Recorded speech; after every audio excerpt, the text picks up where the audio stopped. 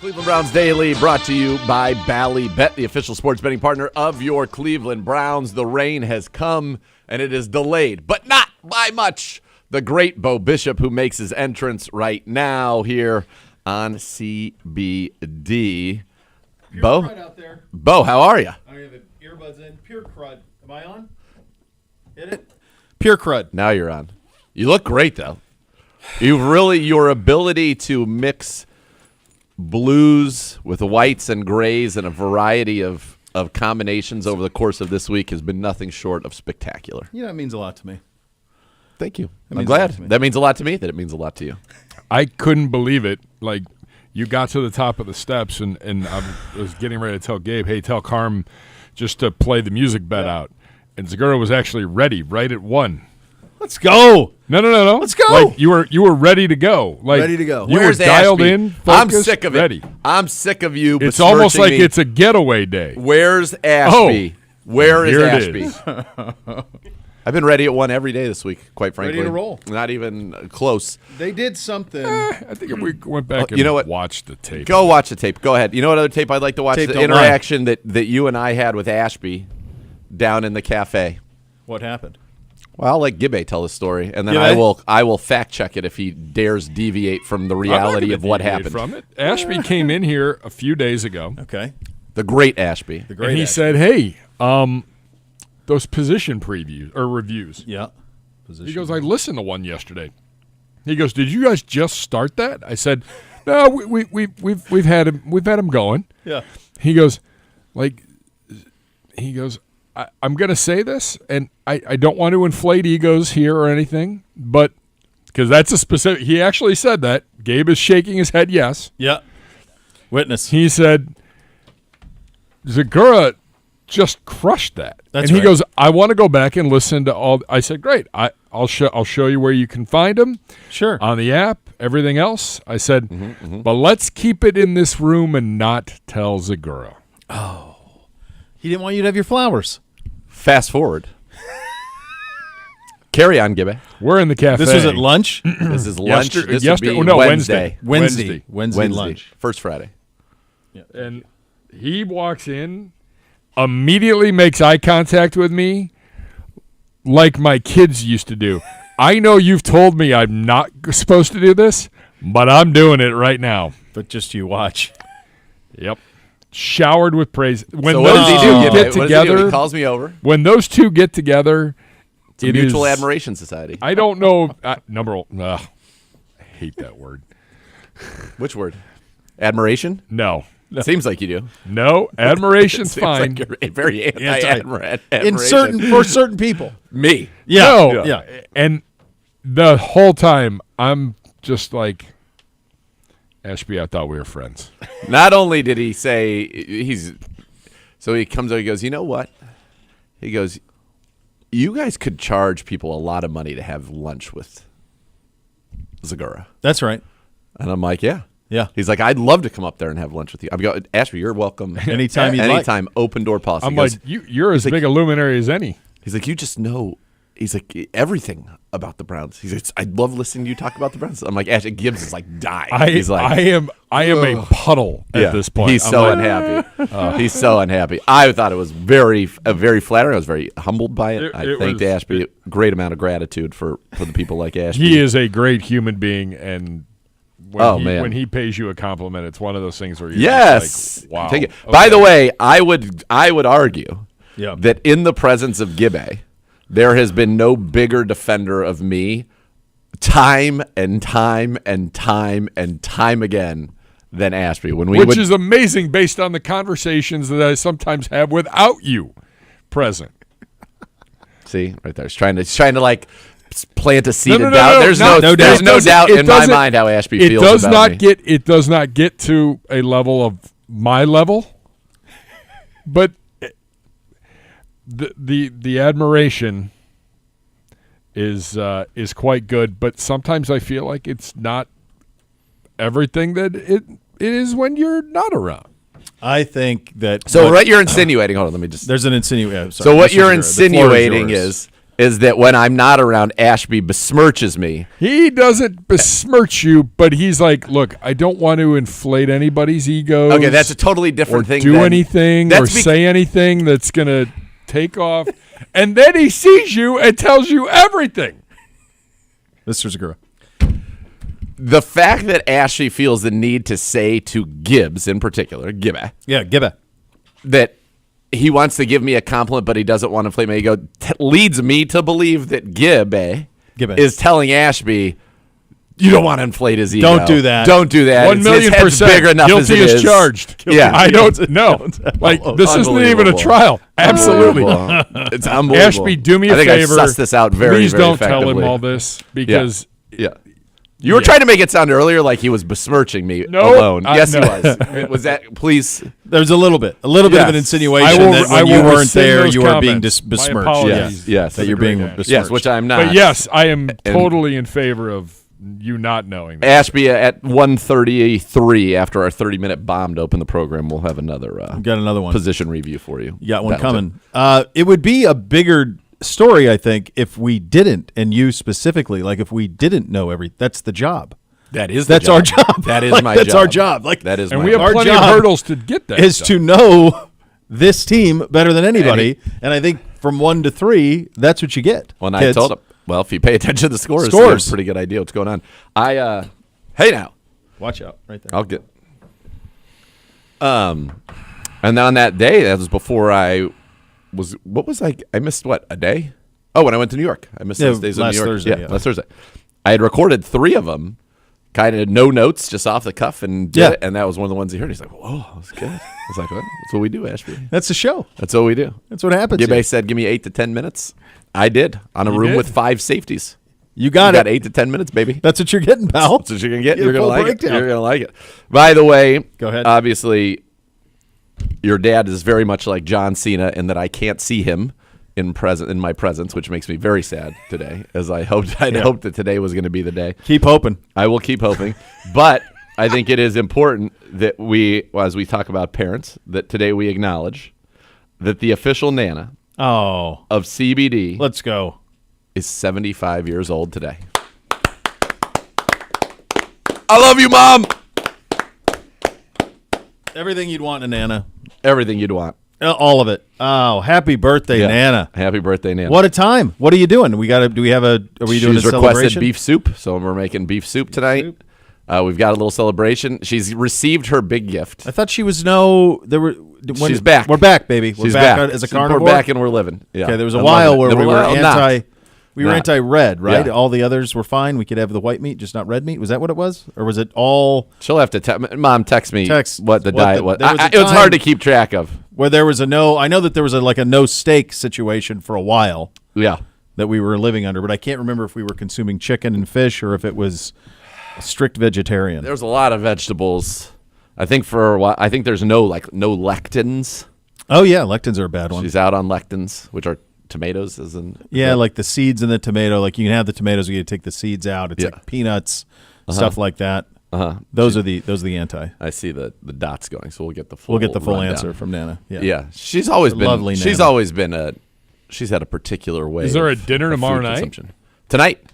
Well, outside of the beef soup, are you taking her out? No, we're doing tonight, and then we're going to Florida, Gibbe, which you called on a Saturday. You said I'm taking vacation. I'm going on vacation, yeah, but then you insinuated that I was taking 4 you're days gone in a row Monday off. and Tuesday. Well, yeah, those are vacation days. That's funny. I am stunned that you're missing the Rumble, which is 4 hours and change away from here in Indianapolis. I've been to Indianapolis. I'm missing the Rumble. Oh, you can watch the Rumble down there, but I can watch it. Yeah, I'm missing the Rumble. Is this going to be good? Is this? Yes, the Rumble's always fun. Rumble's always fun. This is the Rumble the beginning of the road to WrestleMania starts with the Rumble. Feels so something will happen. Feels like John Cena's going to win the Rumble. It's just kind of the way it feels, but we'll have to see. There'll be a lot. They've only really announced 15 people out of the 30, so I think there's going to be some good surprises. So does that mean is the idea here that in the old days wasn't it like whoever won the Rumble got their shot at the title? That's right. Main event in WrestleMania. Same thing here? Correct. Do you think it'd be Cody against Cena? Or he could go after Gunther, but he could. I think it does feel that way that Cena's going to go for a title at WrestleMania. We'll see. This is his last. This is his last year. It's the retirement tour. What happens if you retire champ? You will not. Oh, so someone will. Yeah, you would not. You would do the honors on your way out. You always retire looking at the lights, brother. So if he were to win WrestleMania over Cody, then at what event would he lose it? Somewhere between Somewhere then along and the end. Okay. But this is it. Yeah. It wouldn't be the last. He wouldn't lose it in his last one because everybody knew he was going to lose it. How many guys has it been like known that it's their last one and then they never came back? It feels like these guys come back forever. Ric Flair retired at WrestleMania 24. That was the I'm Sorry, I Love You. He wrestled many times since then, as recently as I think that was last year that he wrestled a match. It is possible that if he doesn't wrestle another, which I think is probably likely, I know he's making noise about it, but if he does not, that Ric Flair and I both will have wrestled our last match against Jeff Jarrett. The difference is you have not wrestled your last match, and Ric Flair has. It's more likely that I have not God, than that he is you not. are trying It to is will far. this into Oh, I life. think it was a remarkable thing. I don't know why we wouldn't do it again. It's more likely that you have not than he has not, or you think it's Yeah. more likely he's going to I have wrestle more again. time, I think. Yeah, you're definitely going to do it again. I don't know. You had too much fun. My attorney advised me. He said, it's good. All right. She What said, does he know? Zashin knows a great many Oh, things. it's the great Zashin. Yeah, Oh, I didn't know Zashin he Zashin knows was a in the great mix. many I didn't things. know it was that Yeah, guy. he's a great many things. We had the great She River said- Zashin in here. I think Yeah. she went like 15-1 picking games and with no prep. Yeah, she's Yeah, elite. a hero. Go ahead. No meat and chicken, yes fish in the old days. And Okay. she says, Gibba, she would prefer to eat a home-cooked meal by me rather than go out. She would. So for Yeah, Nana's nice. 75th, her big gift, Yep. she's actually gotten a couple of gifts, but her big gift was an Amazon Prime subscription. That's the gift that keeps on giving all year long, Clark. All year long. Well, it turned out I mean, that that's all year. I mean, So so she she's can get- go unfettered. There's no one to Now, answer. she's totally unfair because before, Does it also if it mean was, that the Amazon Prime card is billed to you? no. Okay. The That's subscription, a hell though. of a gift. By the way, it's But gone up subscription yours- substantially. What is it now? Like 150. Is it really? Yeah. Didn't that start at Used to like be like 89. Yeah. Yeah. Not that long ago. No, not. But no. Nana would always, send me stuff. Hey, it's the shipping's too long or blah, blah, blah. I need on Prime. So I was always kind of like her Yeah. de facto Prime. And for a long time, she said, why do I need Prime? You have it. And then Well, this year, she was like, you know what? And couldn't be happier. She could not be happier to have her own Prime because, now she's whatever she needs. order right It's away. ready. It's whenever She's she not calling wants you, it. no Yeah, go-between. There's no go between. No, so she's just It's a nice gift. footloose and fancy free. I like that. That Yeah. also is also an entertainment gift Yeah. because now the app is locked in. Locked in. She can watch whatever she wants whenever she wants to watch it. She's just fine in those regards. Oh, she got some bad boy streams. I don't know about that, but she's That's what you call them when you like get the stream.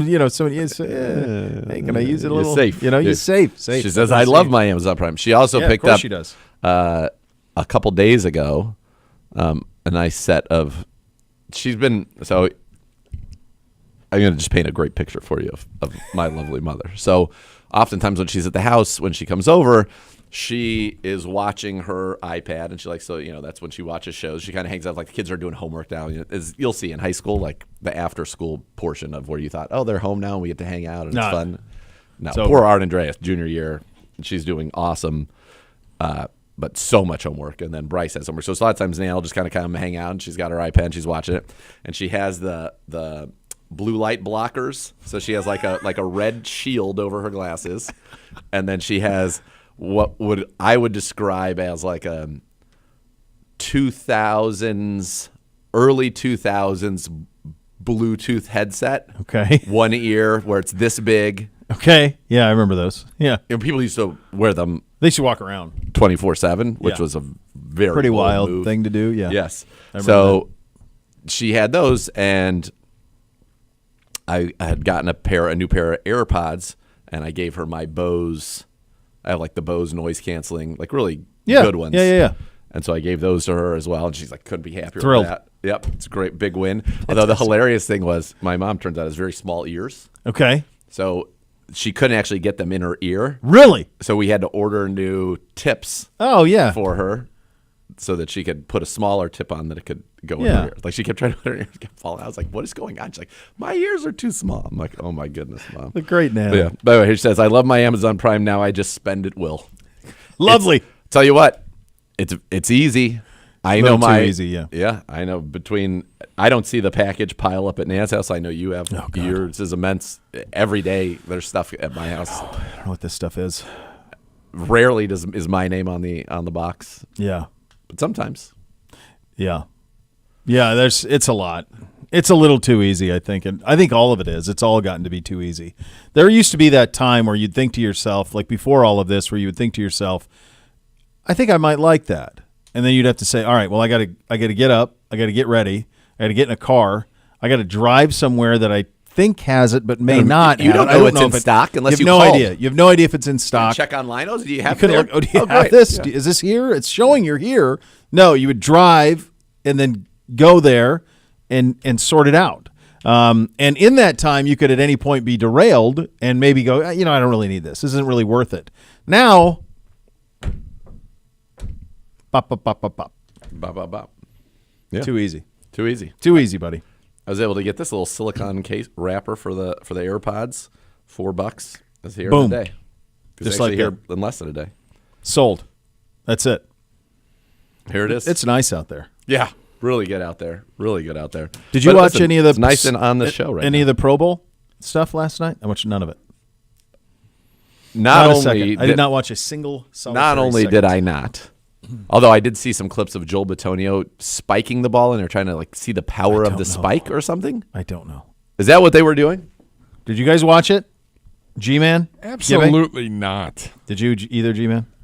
Okay, if Very we're proud not, of the Browns that were there though. Very proud. Yeah, great job. Miles looked great. Denzel, I saw him running on some clip. Judy, Miles answered Judy. a bunch of trivia questions right. Yeah. the smart man, learned. Very smart man. Is there if we're not watching it? Who is?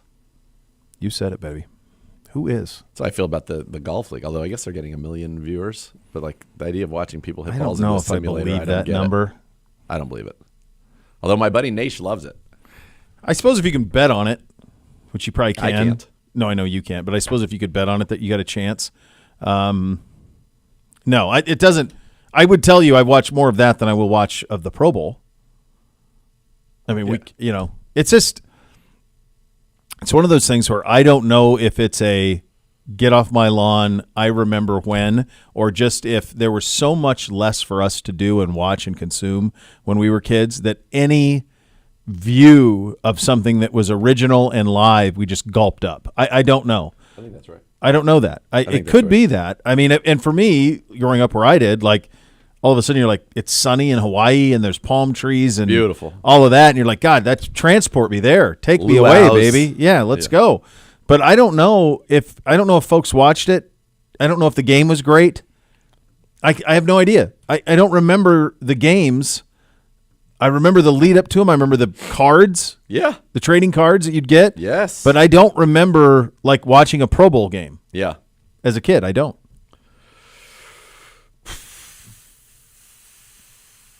I What- watched the Pro Bowl. I definitely when it was did as on a kid. Sundays. I had it Because on. It was on Sundays. It was a Sunday after the yeah. Super Bowl. You would play the Super Bowl, then you'd fly to Hawaii, and everybody played. Like the guys who were in the Super Bowl played. And I remember always thinking, I remember watching it, but what I'm saying is, I don't remember any of the results. Oh, No. I don't remember No. like, oh my God, this play from Montana to Rice. Like I don't remember that. I thing- remember the game and watching it. But I not- remember Sean Taylor's hit. that's when we're a lot older though. That's not like Then this is even older. I remember Jeff Saturday crossing conference lines to snap the ball to Peyton Manning one last time. oh yeah, but that's recent. That's recent too. That was 2016.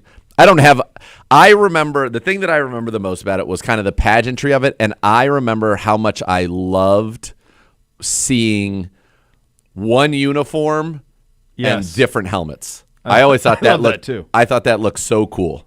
So cool.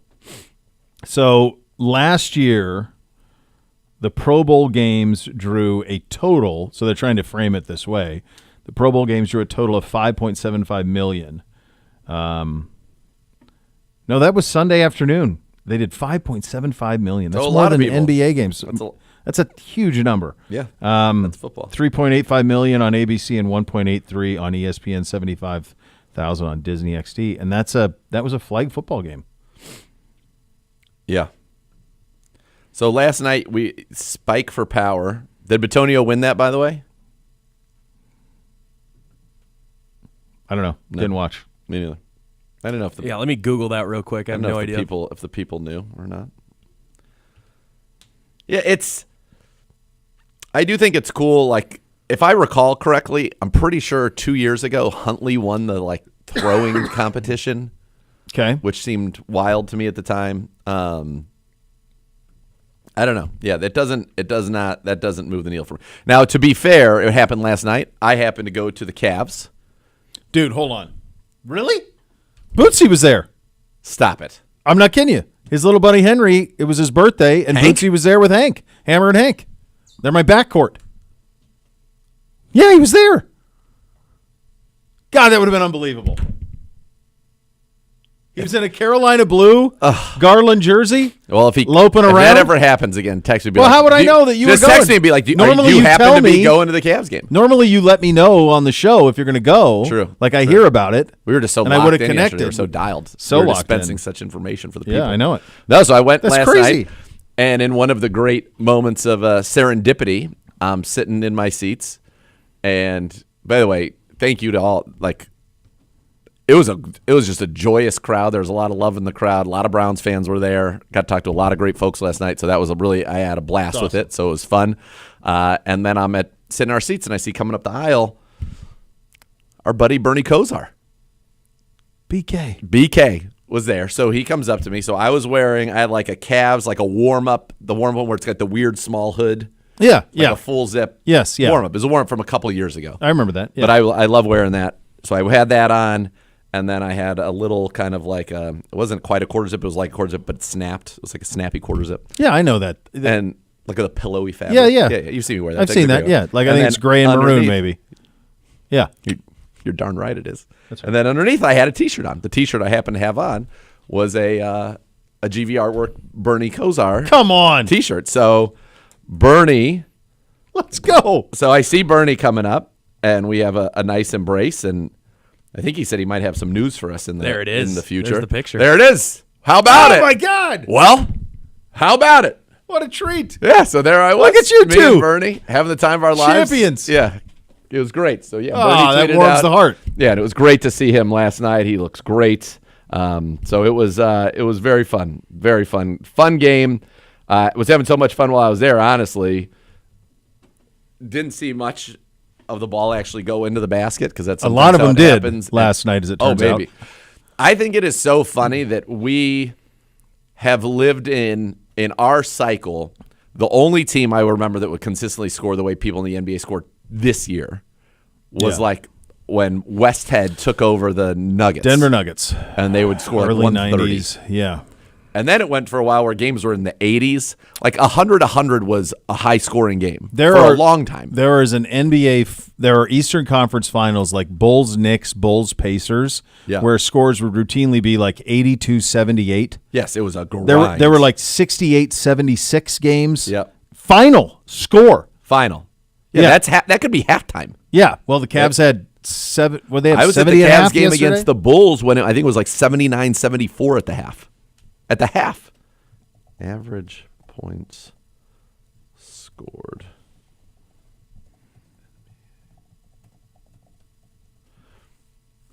Here we go.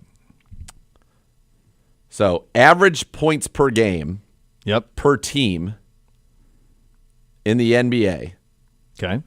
This is going back to 98. So you're talking even before that. Yes. 98, it was 91, went 91, 97, 94, 95, 95, 93, 97, 97, 98, 99, hit 100 in 2008, 100 in 2009, then 99, 96, 98, 101, 114. So 10 years ago, we're at 100.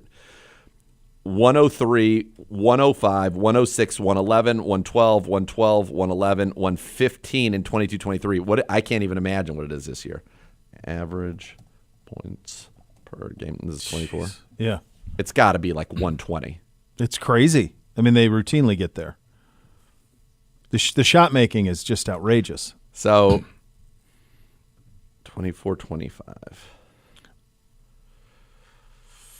While you're looking at that, I'm going to look it up. Yep. 97 NBA Finals, Bulls Jazz. Okay, this is the year after the 72 win Bulls. And by the way, there's only 3 times they played the Sonics that series. There's only 3 times that one of the teams got 100 points, and there's no time where both of them got 100 points. Yeah. This is Jazz Bulls. Game 1, 84-82. Game 2, 97-85. Game 3, this is a barn burner, 104-93. Game 4, 78-73. That's a final. Michael Jordan and the Bulls. 90-88 was the final in Game 5, and 90-86 was the final in Game 6. There was only one instance in the 6 games where either of the teams scored 100 points, and that number was 104. That was the 98 finals. All right, here's the points per game this year. Cavs 122.2, Nuggets 121, Knicks 118, Celtics 117, Kings 117, Average. Thunder 116, Bulls 116 and a half, Pacers 116, Mavericks 116, Hawks 115, Bucks 114, Rockets 114. That's the top 12 teams in the league. By the way, you go down to for whatever reason it's cut me off at 25th.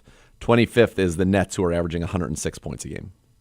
So everybody's averaging 100 points Average a game. over 100, yeah. The 98 finals, Jordan's last one, the highest point total that either one of the two teams Who's that got against? to. Jazz? Jazz. 96. It was the highest point total for either team in the entire series. Oh yeah. 88-85, 96-54. 96-54 was a final in an NBA Finals, Game 3. 96-54. 54 points. So the 3-point shot. 93-88, 86-82, 83-81, 87-86. The 3-point shot. Yeah. Defensive rules have changed dramatically. Yep. It almost is too much. It is. I think that When I you're think the real problem is, unfortunately, Scoring's fun though. it is. But you go to a game, and you were at the game last night. I went to game a month. I went to the OKC game about a month ago. It really just comes down to, like, are you going to miss like 2 threes in a row? If you miss 2 threes in a row, and the team you're playing makes 2 threes in place of those, it's kind of over. Because it's really, am I going to make more threes than you? Yeah. That's kind of what it is. Yeah. And I think what it is, more than anything, more than the defense, I think that we have had now a generation of player of positionless basketball, and especially coming from overseas, where 1 through 5 they can all shoot. Yeah. And so there is no way to – I don't think there's any way to stop it aside from getting rid of the 3-point shot. I think that's it. I think other than that, back. even if you do, I think they'll just get good at that. And honestly, there's not that much room you can move it on the court. Not on You could sides. only have like Nothing. the 3 is only from like up top, like cut the 3-point line off and No like corner 3. have no corner 3, which is the easiest 3 for them to hit. It's always a tough one for me. I was never a good I was a corner 3 baseline guy. shooter. Were you? Oh yeah. Yeah, I could. I love the Wings and baseline. point was all in, but I could never get the depth. I didn't perception on the find baseline. myself at the top of the key. I think it's top of the key is the easiest shot. Period. Yes, yeah, Because you can hit it. The backboard can Yeah. help you. yeah. The sideline. But I was always, I was a baseline. You I was- ran- you like Reggie Miller? I love to run the baseline. Yeah. I'm trying to get Beamsy to do that. Like Run the baseline, dude. run the baseline and get some there. But yeah, I think guys are just more skilled than they've ever been. We just shoot it better. You watch like these 90s Bulls, or you watch, God forbid, like the 80s. You didn't even try to shoot 3. I mean, just think of how much different Kobe Bryant's game is, even, and that's relatively recent history, than whoever the best player in the league is now in terms of the way they play the game. Look at like Tatum, how many 3s he shoots. I think a good one is take Larome, as I like to call him. Oh, Larry's is crazy. I think the most 3s he ever averaged in a season was like 2.4 attempts. Right. And he was considered the greatest shooter. Yes. And so when you think about that, and how would he have played in today's, the most he averaged 1.9 3-pointers attempted for his career There per you go. game. Made 0.7 for his career. The biggest season ever, he took 3.3 threes a game in 1991. That's what That's the people end of take the road, yeah. in a quarter. Oh, God, yeah. Yeah. Donovan Mitchell takes 3 threes in a quarter. I'm trying to think of who's like a role player on our Struess or Jerome or one of those guys. Struess. We were sitting next to a Struess aficionado last night. But that's a thing to be that guy. I just think they're so specialized in shot making, and they just shoot at such a level. Oh man, it's nuts. But I'm saying, think about what. So Now, Larry Bird averaged 24 a game for his career. Yeah. He was a dead eye shooter. If instead of taking, so he averaged 20 field goal attempts for his career. Basically, only 10% of his attempts were threes. Yep. So if And he was the all best a shooter sudden- of a generation. If all of a sudden it was 50%, and he would have been better at it. He only shot 38% from three, which is good for especially back then. But can you imagine if Larry Bird grew up in this era? That's what I'm saying.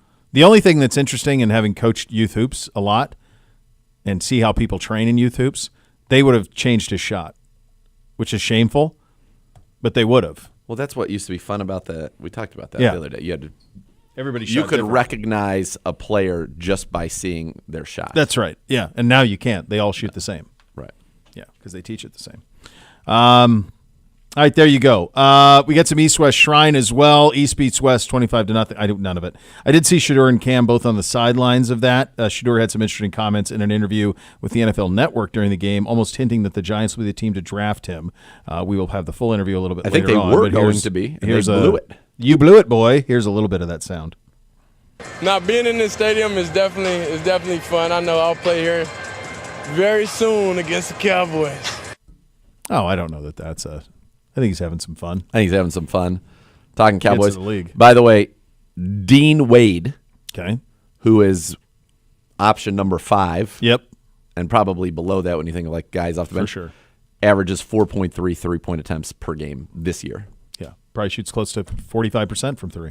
This year, only 35%. Oh, well, but yes, So he's got to get that up. he's got to get that up. Those are your hot topics today, presented by University Hospitals, official healthcare partner of your Cleveland Browns. We will do the much lauded and appreciated positional review in the offensive tackle room coming up next. We're off and running. Cleveland Browns Daily, 850 ESPN Cleveland.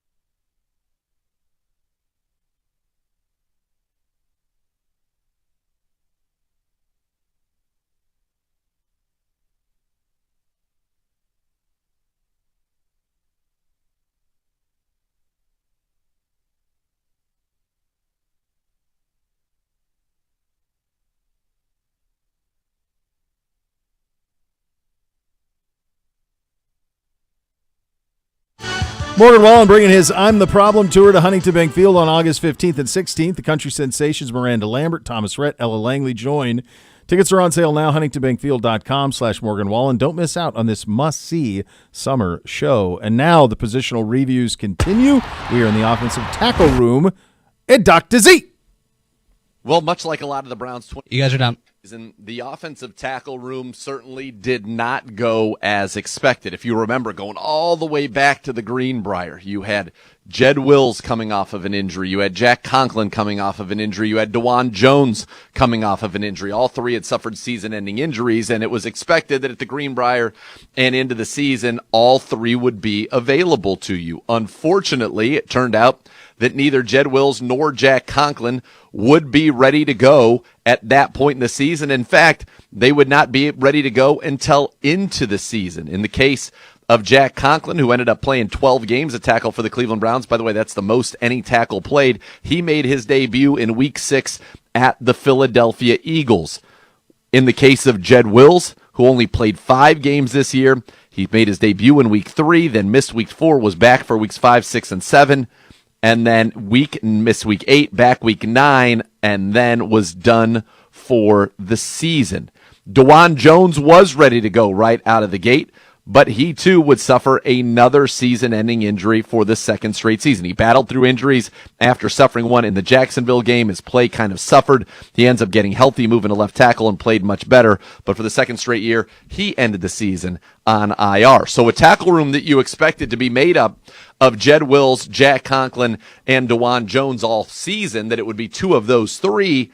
Well, out of a possible 51 games, they played 26, or just about half of those combined. So when you look at this room, another guy that was signed, it was a season of injury, honestly, that derailed this room in many ways and led to unforeseen alignments, unforeseen players, and things that you did not expect. And I'll tell you what, the future going forward is just as potentially muddy and confusing and ambiguous as where you are right now. So let's go back to 2025. I mentioned those were the 3 guys that you thought would be your tackles. Well, they played 5 games, 4 games, and 9 games respectively. 5 for Wills, 4. James Hudson was the other guy I should mention. He ended up starting your season at left tackle due to the injuries to Wills and Conklin. So Hudson started the season at left tackle. DeJuan Jones would start the season at right tackle. James Hudson would be lost for the season after 4 games with a shoulder injury. James Hudson is in the last year of his rookie deal and will be a free agent. Jed Wills, who I mentioned, he is played just 5 games this year. He is in the last year of his rookie deal, picked up his 5th-year extension. He is the first ever draft pick of the Andrew Berry, Kevin Stefanski regime, 10th overall in the first round, and unfortunately, the play just has not been at that level of late, nor has the availability been there. Ends his season on IR. He is a free agent. So you think about those 2. DeJuan Jones, he is in his 3rd season, will be going into his 3rd season. Now, he has played brilliantly at times, struggled at times, but when he moved to left tackle over the second half of the season, DeJuan Jones looked like a guy who could be a starting left tackle for the Cleveland Browns for years to come. The question is, can he stay healthy enough to do that? When you look at his ability, his availability in 2024, we mentioned it, he plays in just the 9 games. In his rookie season of 2023, he played in 1, 2, 3, 4, 5, 6, 7, 8, 9, 10, 11, 12, 13 games, which is good. He made 11 starts that season. But still, we have not seen DeJuan finish an entire season, and that will be very important. My guess is, and DeJuan, who played both right tackle and left tackle for you, right now he is penciled in. I know I've talked to him. We've talked to him on CBD. He's ready with his rehab. His Buckeyes just won the national title.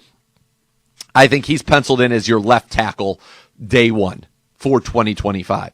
Your right tackle for day 1, 2025 is going to be Jack Conklin. Now, Conklin has 2 years left on the 4-year extension he signed a couple of years ago. He ended up playing 12 games for you and really was your best tackle over the course of this season. Had the highest pass blocking grade at Pro Football Focus. He is a 2-time first-team All-Pro. We know all of that. So he is playing very, very well. He is healthy, which is good, and he was the one guy that once he came in, he was able to give you everything that you needed in terms of availability and performance, reliability, availability, all of that. So that's what you were hoping for from Jack Conklin, and you saw it. You did not see it. You saw flashes from DeJuan Jones. You did not see it from Jed Wills, and we talked about he's a free agent, and you did not really see it from James Hudson. He will be a free agent as well. Now, as the season went on, the Browns actually played a little bit better over on the offensive line as it went on, and that was because your tackles for the final 7 games of the season were Jermaine Ifedi, the former first-round pick back in 2016 of the Seattle Seahawks. He played left tackle, something that he really hadn't done much in his career, and Conklin played at right tackle. Now, Ifedi, he is also an unrestricted free agent. So of your tackles, you had 5 guys who played tackle for you last year. Wills is an unrestricted free agent. James Hudson is an unrestricted free agent. Jermaine Ifedi is an unrestricted free agent. The Browns will have DeJuan Jones and Jack Conklin back. As I said, DeJuan's rehab is going well, so that is good. And hopefully, he's ready to go, and those will be your 2 starters there.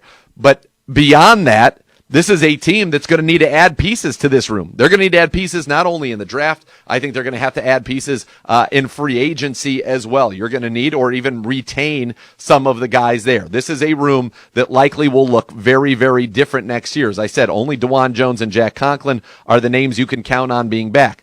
Now, another player, we talked about IR. DeJuan on IR, Hudson on IR, Jed Wills on IR. So was Hakeem Adeniji. He ended up missing the entire season for the Cleveland Browns. He's a guy who had been in the league for multiple years, a former draft pick of the Cincinnati Bengals. He didn't play for the Browns either. He is also an unrestricted free agent. The Browns do have 3 young players, none of whom who played for them this year on reserve or futures deals, Roy Mbedeka, Lorenzo Thompson, and Julian Pearl. But this is a room that is going to look very, very different, and it's a room that is going to need an influx of talent, both veteran and, I think, draft talent. So there are some people who think the Browns could take a tackle early in this draft. I think perhaps the earliest they would do that is in the second round. We've talked so much on the program about the quarterback, but yes, you have to be able to protect the quarterback, but you're good on the interior. We'll see what happens with Joel Bitonio. That'll be for the guards position recap, or the interior of the offensive line. Posic's back, Teller's back.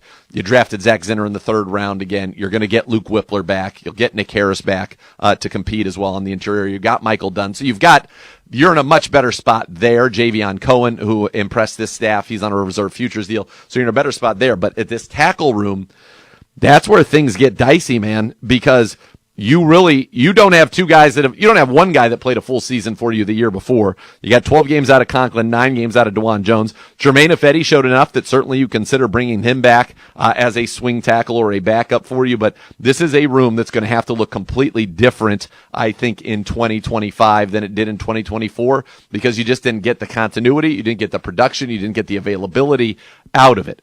I fully believe in DeJuan Jones.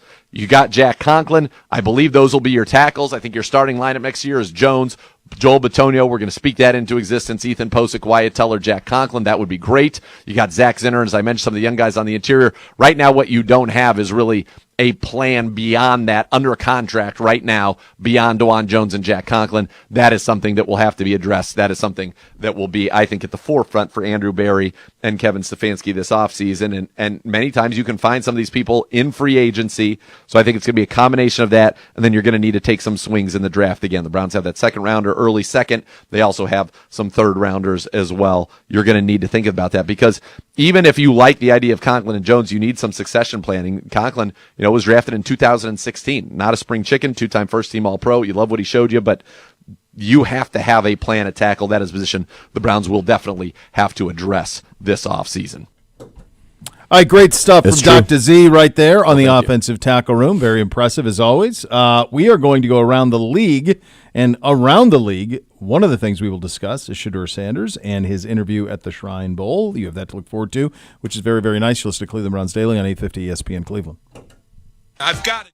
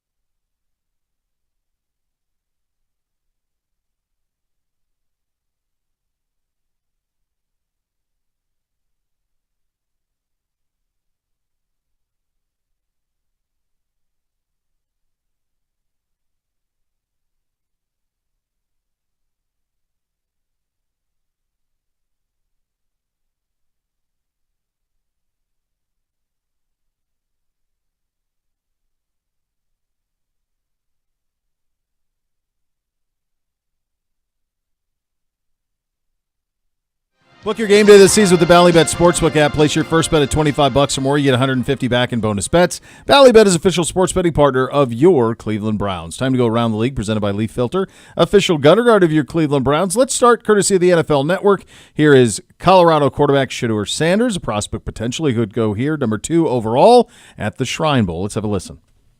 All right, well, I am down. You guys are done? Shadur getting a lot of hype at this game. Now, you didn't play in this one, but you did attend the practices. What stood out about this experience? It's very exciting. I'm thankful for being able to get this experience here. And my teammates, my brothers out there, so I'm definitely here to support. And I got the invite, so I'm definitely proud to be a Shrine player. Being around some of these NFL coaches in some of those practices, what stood out about the way that they were coaching? And just, I mean, look, you've got a tough coach in your father, but what's it like being around some of them? And did they give you anything that really stood out to you as you get ready for this next chapter? I was definitely thankful to be around them, and I was thankful for my coach, Coach Pat Sherman. So all the terminology, everything that I learned during the season and just how he was overall, I was truly thankful, and I was supposed to call him and tell him how thankful I am that he was able to give me that experience. So now moving forward, it won't be adjustment. You know, it's funny you say that because we were talking about in this game the need to pare down the playbook a little bit. You know, for people that aren't familiar with the quarterback position, there's a lot of words that go into it. Definitely. A lot of these guys have got at max 8 words. What's the longest play call you've had in a game? I don't know. I had 6 different offensive coordinators my time in college, so it's been a lot. But being able to get down the playbook and learn the playbook fast and knowing the different terminology, I love that challenge. So it was pretty fun, and being in the quarterback meetings, a lot of the play calls and everything, it was fun. So I'm glad I was able to experience that before it's time to go to the next level. Scouts, obviously, a lot of them were talking to you this weekend. What was the one thing that stood out to you from some of those interactions? Some of the feedback or the interest?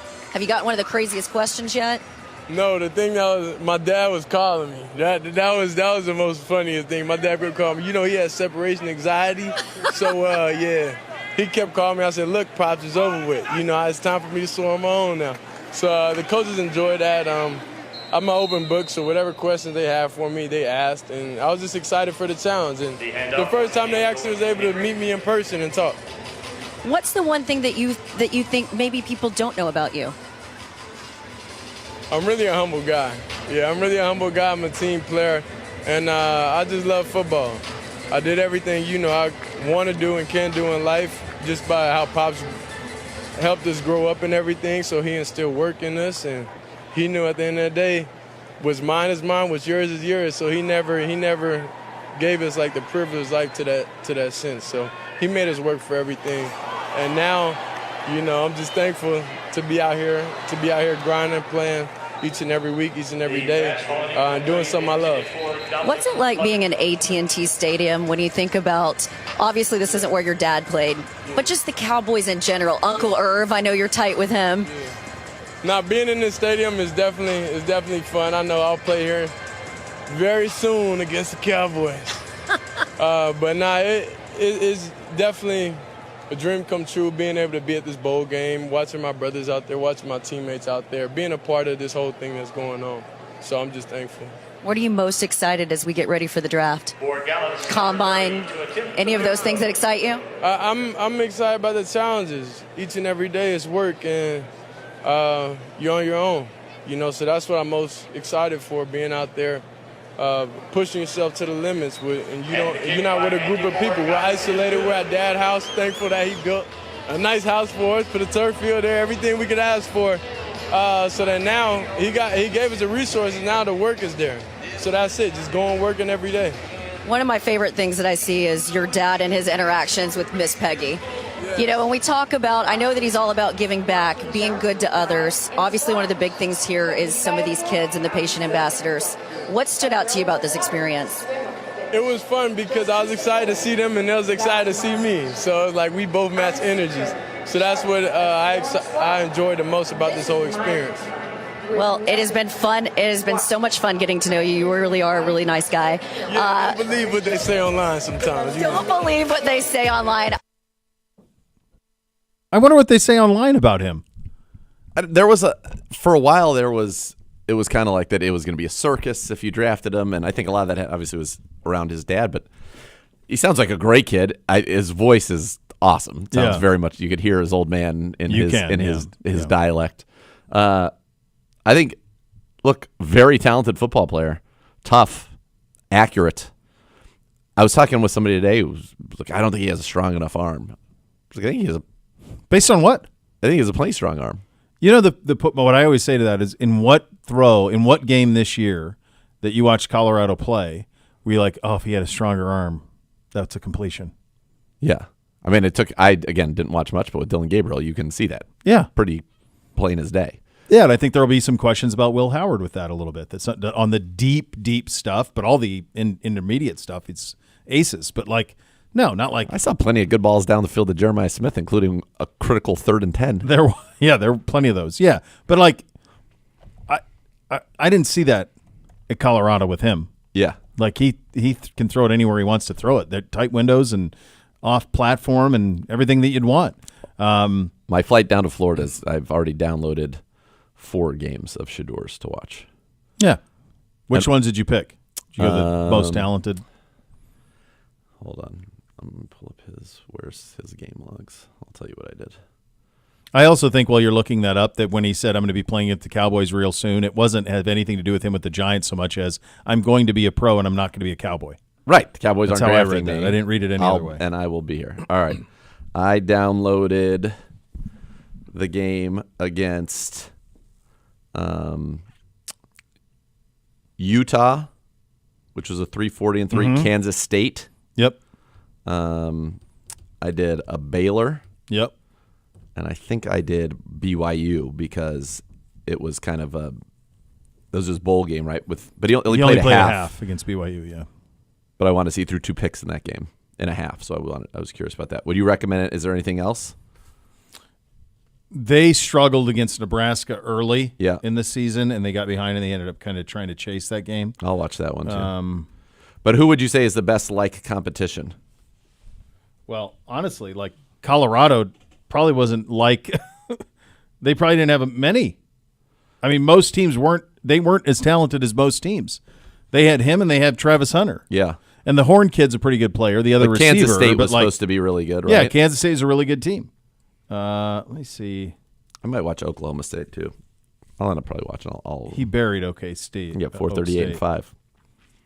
Yeah. I'll watch the Nebraska game. That's his least productive game all year was Nebraska. Start of the year, I mean, Oklahoma State was the pick to win that league. Yep. And they really put it on them. Kansas was really good. They lost the Kansas game. That Kansas ended up being a good team by the time the season was all said and done. No, but I think you got the right ones. Okay. I think those are the right games. K-State for sure. K-State for sure. Yeah. Yeah. And he was quite good in that one. Yeah. TCU. I'm sorry, Texas Tech. Texas Tech. Yeah. I mean, you watch 5 or 6. You get a feel. Yeah. You do that. You'll know. I'm really more interested in watching the plays, and I was talking with somebody today at the gym about it. I want to watch him on plays in structure, not out of structure, because yes, you have to make plays out of structure in the NFL, but if you're talking about if he is elite in structure, then he's going to thrive. He would thrive here. Yes. If that makes sense. It would, and it does. Andrew Siciliano coming up next. You'll listen to Cleveland Browns Daily, presented by Bally Bet, official sports betting partner of your Cleveland Browns on 850 ESPN Cleveland.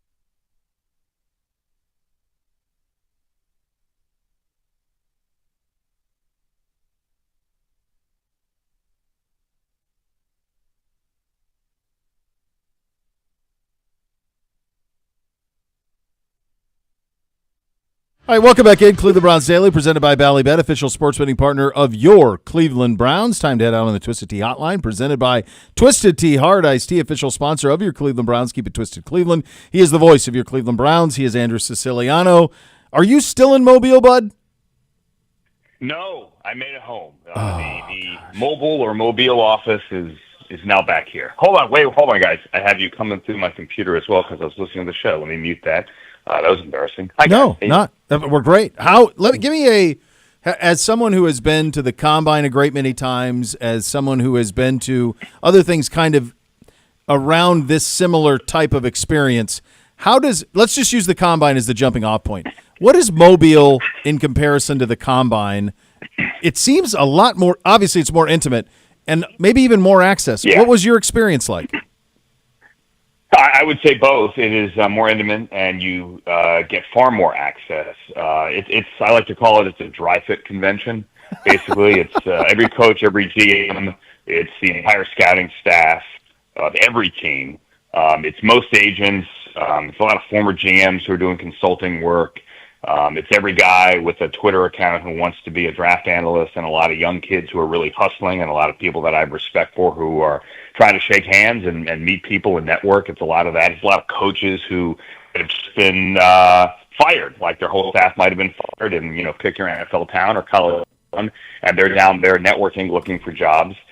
They're all at the stadium every day, and then most of them are all out at night in a 4 to 5 square block area in downtown Mobile, all at the same restaurants and all at the same drinking establishments late into the night. So it's a lot of FaceTime, and for my money, the Combine is fantastic.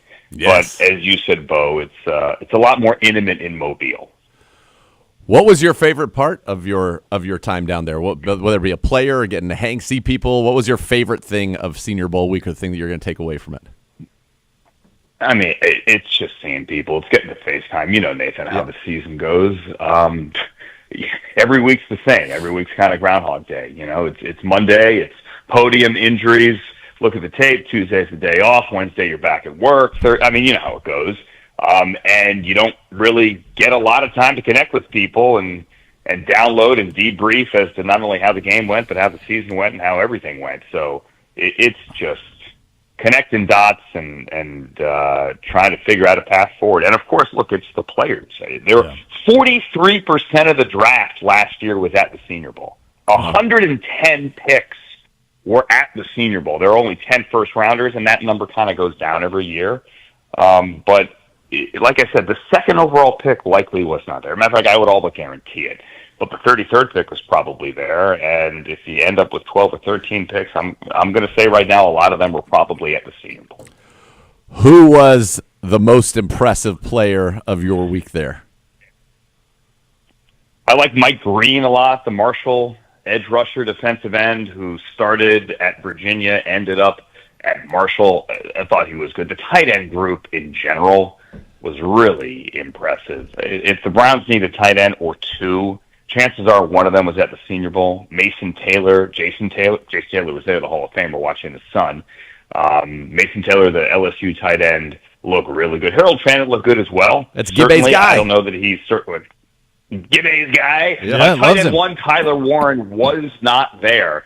But Elijah Arroyo, the Miami tight end, who's had a lot of injuries the last 2 years, lower leg injuries, missed a dozen games. He really, really looked the part, and I think surprised some people. I'm not saying he's getting into the bottom of the first round, but top of the second round is not too rich at all. One thing that happens at the Combine is somebody will say something on a Monday or Tuesday, and then by the time you get to the weekend, it's like consensus groupthink. Sure. They kind of end up being like the themes of the week. Yep, that's how it goes. So in terms of, did that happen in Mobile? And if it did, what were kind of the consensuses that were reached this week in Mobile? Deep defensive line class, deep tight end class. Look, the conversations about the quarterback. I mean, who are we fooling? Can Jackson Dart be the third quarterback? Who, if not Jackson Dart, then who is the third quarterback? What do you think of Jalen Milroe? Jalen Milroe, I'll be honest, He had a very good week. I think that's kind of a consensus opinion. His accuracy or lack thereof, was fully on display. I had a chance to meet with him. He's a great kid. Enjoyed my brief conversation with him. He was great on the podium on Monday. There's a reason he won the Campbell Award as the academic Heisman.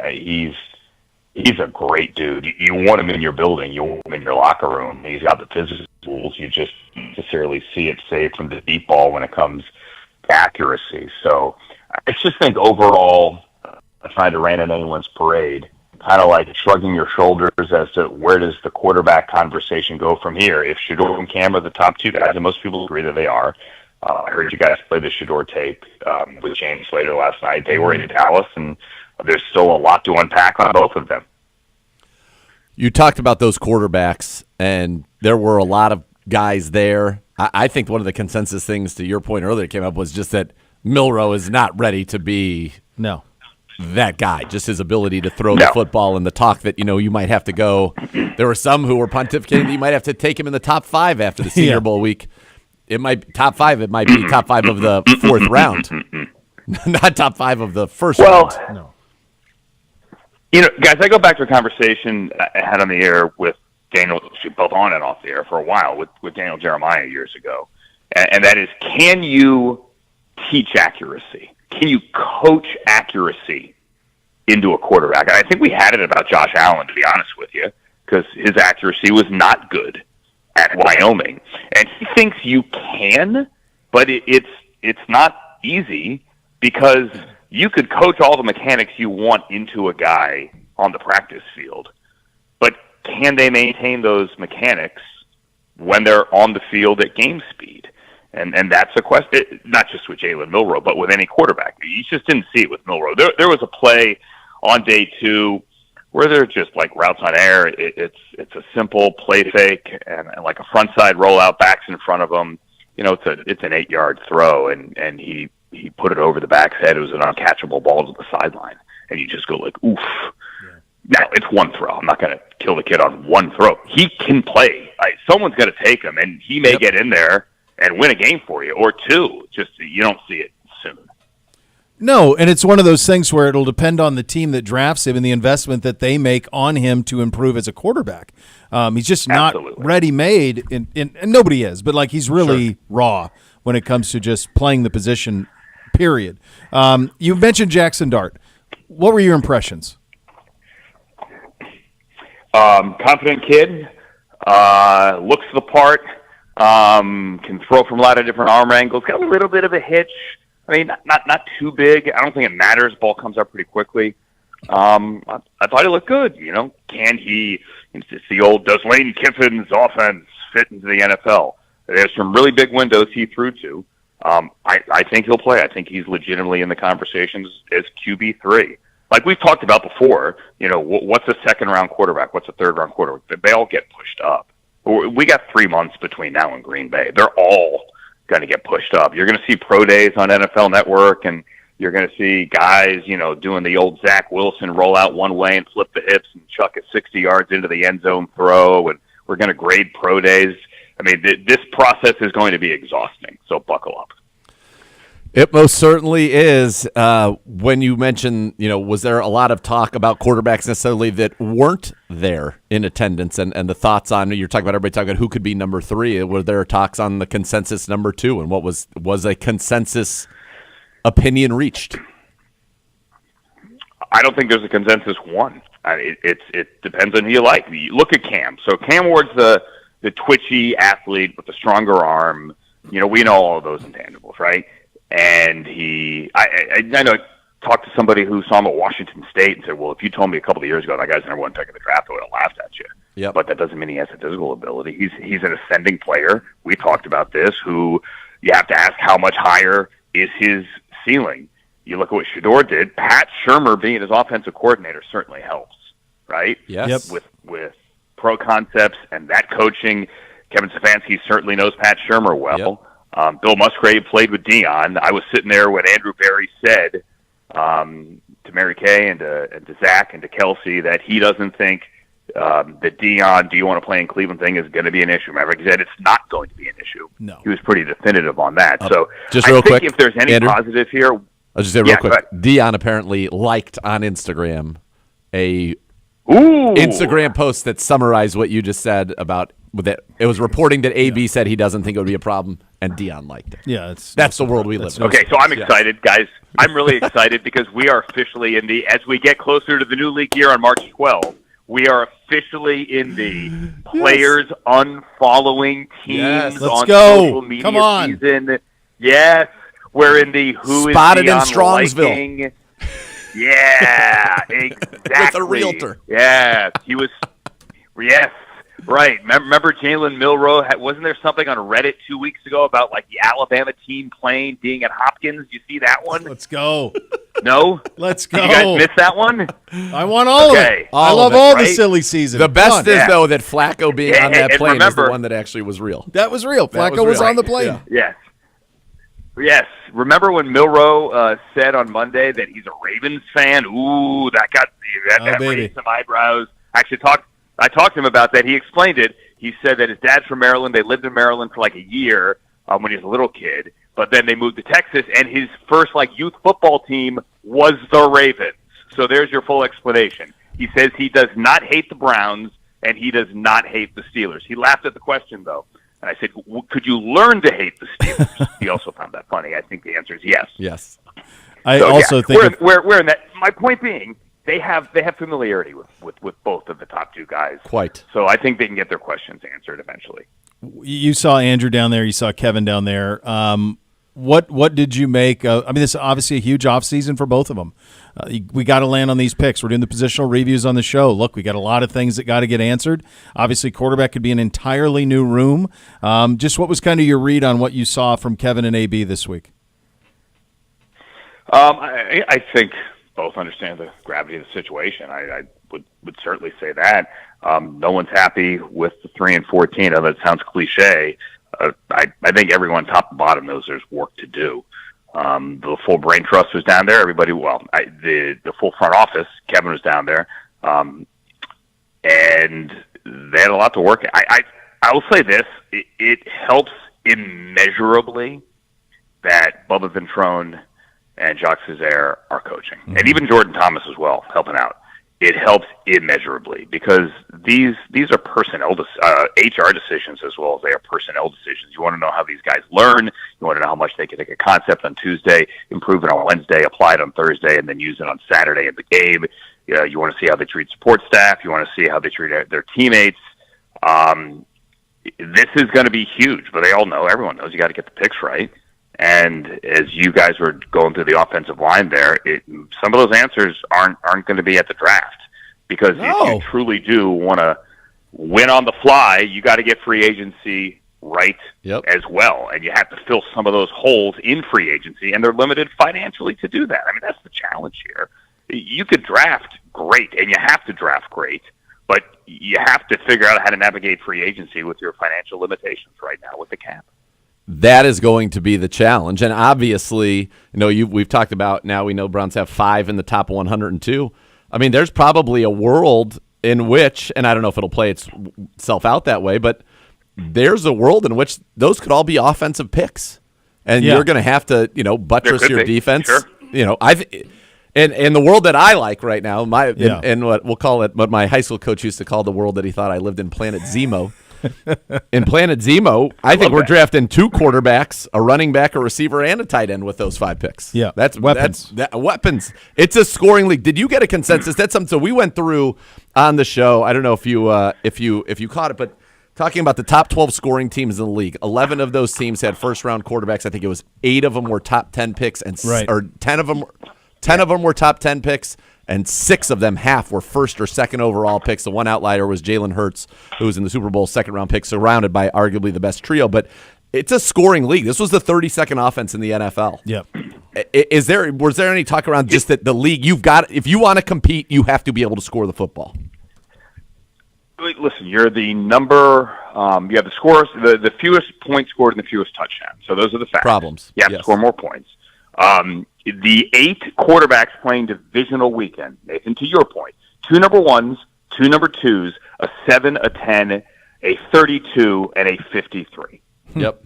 Okay. So 7 of the 8 were first-rounders, and the outlier was Jalen Hurts, who's on a second contract already, and he was number 53.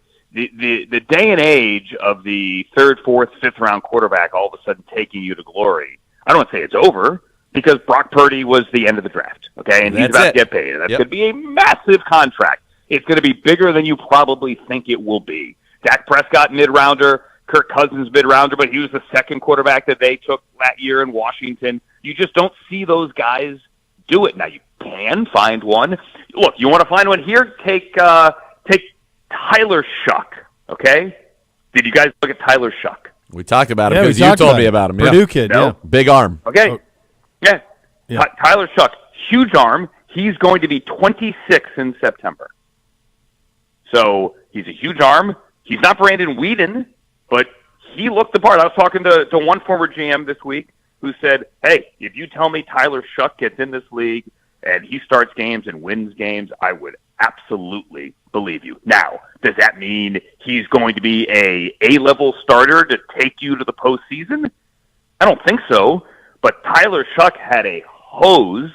He's got multiple degrees from Oregon. He played 7 years. He's coached by Jeff Brom. He's got a cannon. He made some of the best throws there the entire week. But are you going to take a 26-year-old quarterback in the 5th round and say he's the guy? Historically speaking, he's not the guy. Yeah. Is there? We talked about weapons, Andrew. Was there a running backs who did themselves? We know it's a great running back draft. Any of that down there, or receivers maybe that we should be spending more time talking about? Because I think weapons is going to be kind of where we're at. Oh, yeah. Look, you can get a running back anywhere in this draft. Not just Ashton Genty. Ashton Genty's the dude, but whether you take Devin Neal or the kid from Virginia Tech or Ollie Gordon, who looks like Derrick Henry but clearly isn't Derrick Henry, I'm going to pound the table for LaQuint Allen from Syracuse. I'm going to be a homer here. He's got hands, man. I mean, he had a fingertip catch on a deep ball in the end zone. He can catch the ball out of the backfield. He's a weapon. He's a good runner. But like him, there's going to be a back for you in every single round. Everybody wants to talk about how Derrick Henry and Josh Jacobs and Saquon, they're going to change the market for the veteran running back. Only the good ones, because this is as deep a running back class as we have seen in a long time. I don't think there was a first-round receiver there, Bo, to answer your question. Yeah. There's good depth there. I don't know that there is like a jump-off-the-page first-round receiver, certainly at the Senior Bowl, no. You're going to need some receivers, but were there any receivers that really kind of caught your eye? I know there's a kid from TCU that people were saying had a good Senior Bowl, and then obviously Tez from Oregon but he's not a big man. No, he's not. You're talking about Besh, who lost his brother to terrorist attack down in New Orleans on January 1st. He's got strong hands. I don't think he dropped anything all week. The kid from Georgia, Smith, can really fly. His hand's not nearly as good. Tez Johnson. I don't want to say he was uncoverable. He people covered him, but he's got some juice. He's also only like 165 pounds. But he was hard to keep up with. I like Dylan Gabriel, but Dylan Gabriel's 5'10" and a half. I think a lot of guys, most people shrink at the Senior Bowl. Like your school says you're 6'1", you're 5'11". Your school says you're 6'5", you're 6'2". Dylan Gabriel got down to 5'10" and a half at the Senior Bowl. But guys, he's crazy accurate. He delivers the football. He's got zip on it. Like Tuesday, he threw allegedly the hardest or the fastest pass down there. If you want to believe the numbers, they use zebra technology. It's different than what they do at the combine. I like Dylan Gabriel, but is he probably better suited to be like the understudy for Tua, probably than the quarterback in Cleveland? I would say, yeah, likely. All right, one fun one for you. We know when you go to Indy, it's their first time, you're going to take them to Elmo's. You're going to be like, I got a big helping of that cocktail sauce if they don't know about it, and then you enjoy the show. Sir. Is there a Mobile Senior Bowl equivalent food that people get after? So my favorite restaurant is Dumbwaiter. It's not the most famous restaurant in town, but I think it's probably the best restaurant in town. Everybody, to answer your question, goes to Winsel's, which is a long walk up Dauphin, but it is like your like red, like plastic tablecloth, oysters, fried seafood, beer. Everyone's in there, 10 to a table. You get the char-grilled oysters, that New Orleans style oyster that is just bleeping delicious. People are drinking, Bud Lights. Winsel's is fantastic. And then late night dive bar of all dive bars, Veets, VEET apostrophe S. Veets. You know who likes a dive bar? Veets. New offensive coordinator, young Tommy. He likes a dive bar. Big dive bar. Tommy Reese. Big I dive bar will. Let me look. Hold on a sec. I have $8 in my pocket right now. I will guarantee you all 8 of these dollars that Tommy Reese has gone to Veets. I think that's fair. I think that's very fair. I think that's very fair. If you have ever been in Mobile for the Senior Bowl, you have probably at least done a lap in Veets. Now, you might have walked in and done a lap and like, good gosh, I'm getting out of here. It's nothing but, 21-year-old coaching interns. I'm done. But I guarantee you have gone to Veets. Look at this place. This place looks great. Yeah, great scouting report out of you. Yeah, tremendous. Great job. Good talking to you, buddy. You guys got to do it next year. Yeah, you guys got to come down next year.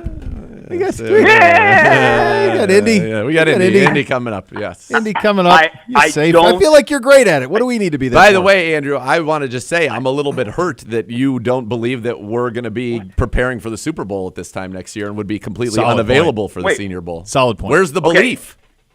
So the Super Bowl, it could have been if the Browns were in the Super Bowl this year. If the Browns had been in the Super Bowl this year, that's why you should have gone to the Senior Bowl, because it's only a 2-hour drive west on I-10 from Mobile to New Orleans. Have you ever driven across Mississippi in the middle of the night? I've done that. I have. You need to do that. I have. Yeah. Okay, there you go, Bo. 1 year for Thanksgiving, I went with my buddy who lived in Richardson, Texas, which I think is a suburb of Dallas. Yeah. And then we drove his car back after that Thanksgiving. So we drove from Texas straight through to Atlanta, Georgia. So I've definitely driven through that entire, what's Route 10? I was on I-10. I-10. It is, yeah. Many a moon. It's the road that goes from Jacksonville to Santa Monica. Yep.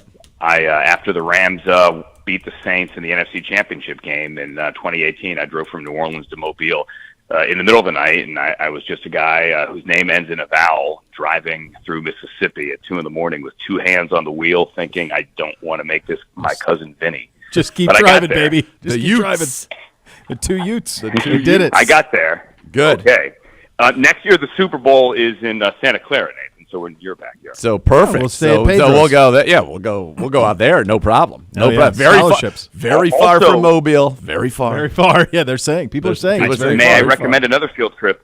Also, next year, the Friday of the Super Bowl, the Friday before, 48 hours before the game, is the opening ceremony of the Winter Games in Torino, Italy. Now you're talking. Maybe, you could do that trip if you wanted. I think it's more likely that CBD will be live from the opening of the Winter Games in Torino, Italy, than it will be from Mobile, Alabama in the year 2026. Same. Couldn't agree more. All right, buddy. Good talking to you. Yes.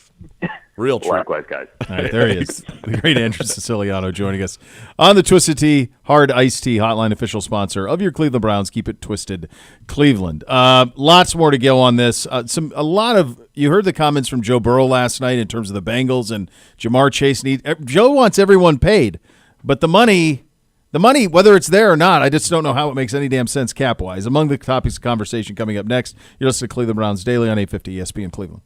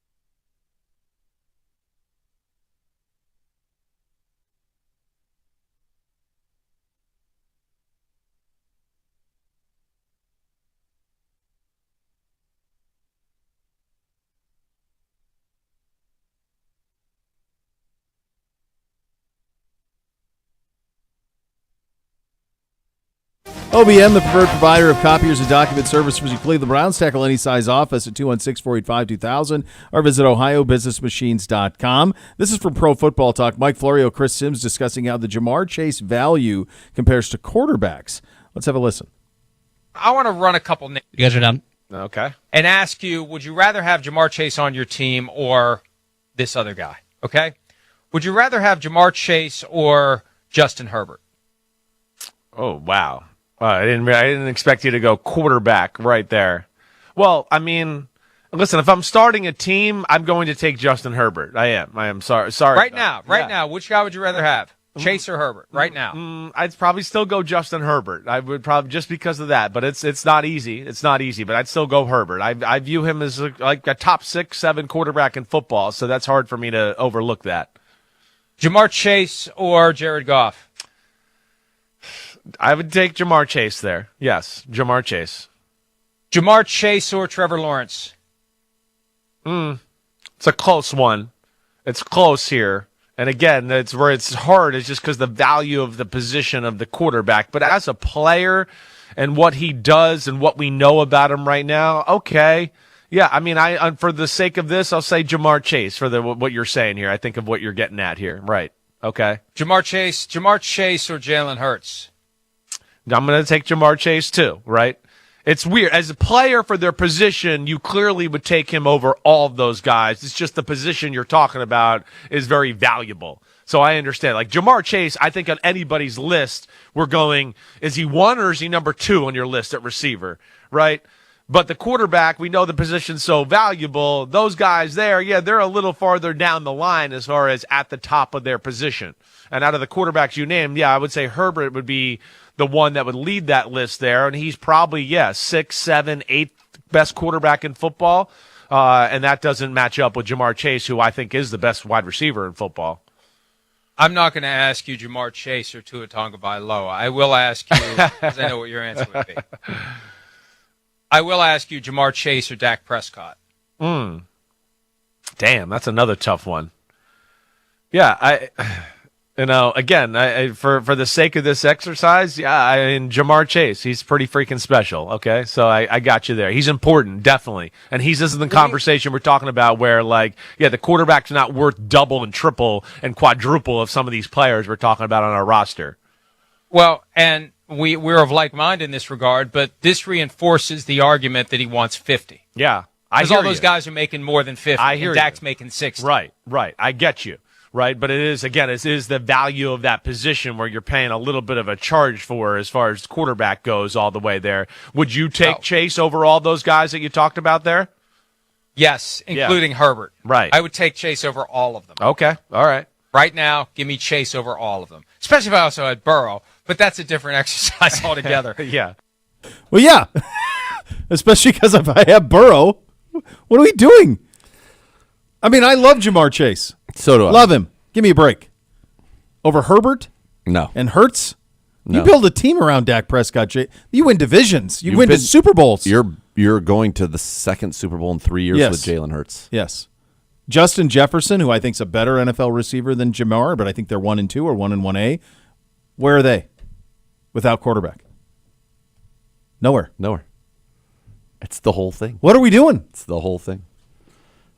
It's everything. We've reached our pets' heads falling off portion of the offseason when we're having conversations of if receivers are worth more than quarterbacks. We're in the top 10 at the position in the league. As great as Jamar is. The discussion he should have been having is versus a Darnold, versus a Bake, versus a Geno Smith, versus the people that are in that 30-plus, 33 range a year. That's an actual conversation. The conversation you should have is, should Jamar Chase be the highest paid non-quarterback in football? That's the conversation. Is he more valuable than Miles and T.J. Watt? And is he more valuable than Justin Jefferson? Is he more valuable? Who's the highest paid is it a T.J.? I don't even know. Who is it? Who's the highest paid non-quarterback position player in the NFL? Hold on. Is it Justin Jefferson? It might be. It's usually whoever got it last at one of those positions. Jefferson's the highest paid non-quarterback. So he'll usurp that. Yes. Is he worthy of that? Yes. Sure. Of course. Yeah. He's worthy of that. Mm-hmm. But to compare it to quarterback, Come on. Speaking of quarterbacks, your boy, Jackson Dart, broke the Mobile Top Golf records for driving distance and ball speed. Jackson Dart, driving distance, 336. Ball speed, 203. 203. These are the stats we need. These are stats. Yeah. Clubhead speed. We getting clubhead speed out of him? It's got to be not 120. Yeah. I mean, it's an aggressive poke at it. I feel like the iron game isn't as pure. Like he's winning a long drive comp. I don't even know what I'm looking. I have a lot of questions about that. 336. 336 is That's good. a poke. 336 is good. That's a poke for the kid. Yeah, it is a poke. It's very nice. I've been told we're going to play a little game. Let's so we're do going it. to do that coming I up love next. games. You're listening to Cleveland Browns Daily on 850 ESPN Cleveland.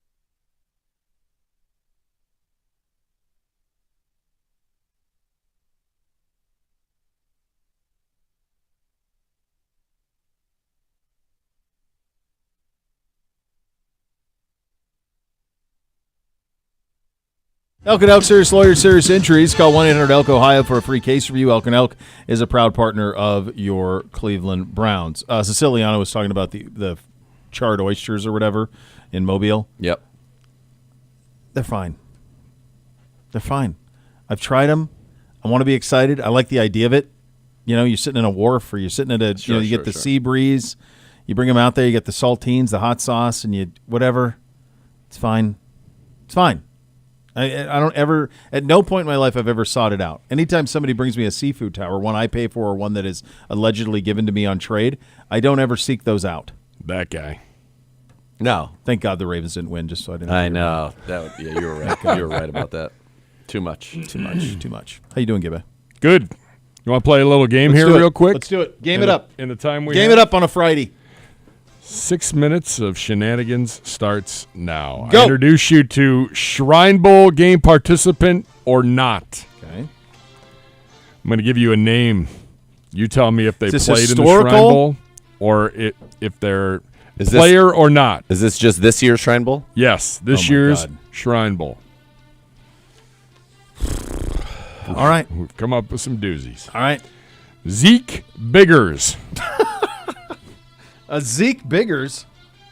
You know, I tried to make Zeke take for my middle brother Tuck's nickname because he wore 44 when I was an 8th grader and he was a 7th grader. He wore 44, and I wanted to be Jerry West, so I wanted to be Zeke from Cabin Creek. And so I tried making Zeke work as a nickname for him. Didn't. About 18 months at Hang On, and then that was it. Yeah.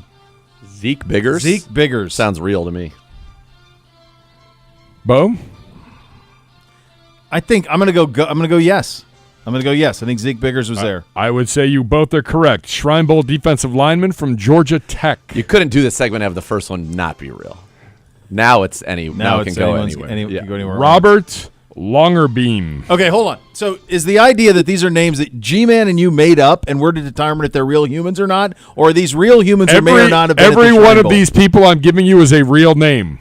Oh, my God. Real human. And Whether I'm or gonna- not okay. they are a Shrine Bowl participant is a whole nother matter. Robert Longerbeam.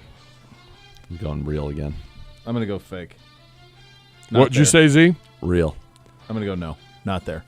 Z is correct. Shrine Bowl DB from Rutgers. Duh. Longer bean. Longer burger. Danger Fourpence. Great baskets. Danger 4 pence? Danger Fourpence. Real human. Danger 4 pence, none the richer. Fake. What a great drop in into you. Thank you. What was that? Was it 6 Kiss pence, Me? none the richer. Kiss me. It's really 6 pence on the richer. I yeah. did. Pence on the richer. Yeah, it was Q104 days for me. Yeah. he probably drove him to an after hours. He probably Knowing did. you? Maybe he did. We did do an acoustic set. I say fake. Yeah, I don't want to chase it. I'm going to go fake, too. You both are correct. Ex-pro soccer player in Zimbabwe. Okay, hold on. Fadil Diggs. Dill Diggs? Fadil Diggs. Dill Diggs. Diggs is a believable Diggs name is to very be in a believable football. and to be at a Shrine Bowl. Yeah, Yeah, I'm going to say real. I'm with you. Yeah, same. Real. Yes, Shrine Bowl edge from Got a bit of this. Andrew's alma mater, 4-4-4. Syracuse. You know, he went to Syracuse. I do know that. Good school. Up next, Gob Gob. Excuse me? I think that's real just because I think it's real. His 'Cause name is Gob. Gob Gob. Gob. I wonder if it's like Joe Bluth. Boutros. Gob. Maybe it's G-O-B Job. space G-O-B. He's named, it's Job. Like Joe Bluth. Gob Gob? Job Gob. Job? Job. I think that's Real. that feels like a soccer player to me. I don't know. I hope it's real. Fake. He is not a Shrine Bowl participant. He is the point guard for the Kansas City Roos of the Summit League, NCAA D1. Oh I didn't even know Kansas City had a D1 team. but Okay, so what did you guys just Google? Weirdest athlete names? We did have a little fun this morning. There were a lot of names It's definitely that I Gob could Gob. not talk about on this air. Kansas City Roos. Yeah, Kansas City Roos, the Men's Summit basketball League. player in the Summit League. Didn't even know it. If he's good, he'll be a Jayhawk in like a year. There you go. That's usually how Up it works. next, Kyle Sackrider. Excuse me? I don't know that you can even say that on the radio. You guys, you would get everyone in trouble. Real. This is like Howard Stern. It really is. I think it's real too. I'm just following you. You've gotten them all right so far. You're both wrong. Dang. Ex-tight end for Michigan State from 2003 through to 2006. Oh my God. Pig Cage. That's not a given name. It's Pig P-I-G space Cage. Do you guys remember? Did Cage? you guys see the Peach Cage? Do you remember Snatch? The movie with So Brick Top good. Yeah. with the pigs? Yes. Oh, pig farmer. Be Yes. wary of a pig farmer. They eliminate waste very quickly. Yeah, Pig Cage. that's real. Pig Cage is real. Zaguro. Real. No. Current DB at Louisiana Tech. Look at Pig. Look at this kid. Tell me that isn't the look of a pig cage. Yeah, He's so happy formidable. to be Pig Cage. formidable. How could he not be? Yeah. He's 23 and he's still playing college football, too. Rivaldo D-back. Fairweather. Rivaldo Fairweather. We got to go quick here. God forbid. God forbid this is. Rivaldo bonanza. what? Fairweather. Real. Yeah, I'll go real, too. I'm They spinning. correct. Shrine Bowl tight end from Auburn. Yep. O'Donnell Fortune. Fake. Real. Real. Shrine Bowl corner only from missed, like, South one, Carolina. Two. I had a cold spin. He had a pick 6 in the Shrine Bowl. DeRealist Clark. That's amazing. D-A with a little apostrophe. Yeah. Realist DeRealist. Clark. DeRealist Clark. I don't think he's at the Shrine Bowl. That's a real That's a real That's a human. real football player or basketball player. Fake. Not at Shrine Bowl. Not Shrine Bowl. But Not at the Shrine Bowl, but currently the newest acquisition for the G-Man's Kent State Golden Flashes. Oh, baby. where was he before? Where was it? Butler Community College. I was really deep into my scouting of college football, Nate. God, that's great. I like the that Pig BCC. guy. Big fan of Pig.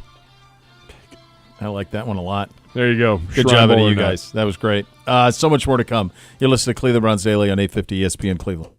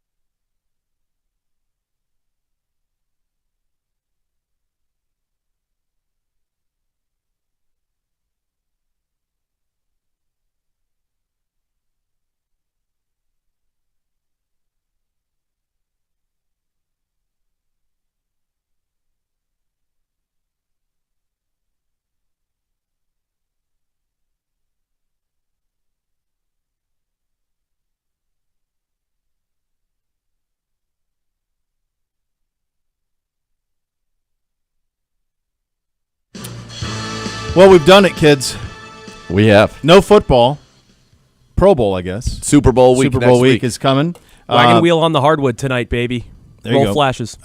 Duke, Carolina this weekend, which is always fun, and Cal returning to Kentucky with Arkansas, which will be a blood feud. Blood feud. That'd be fun. That will be fun. All right, there you go, kids. Oh, the Rumble this weekend. Too. Rumble. There you go. Enjoy Let's your go. time. Enjoy Thank your you. time. I Well shall. deserved. We are back on a Monday edition. The next level is coming up next. Cleveland Browns Daily, 850 ESPN Cleveland.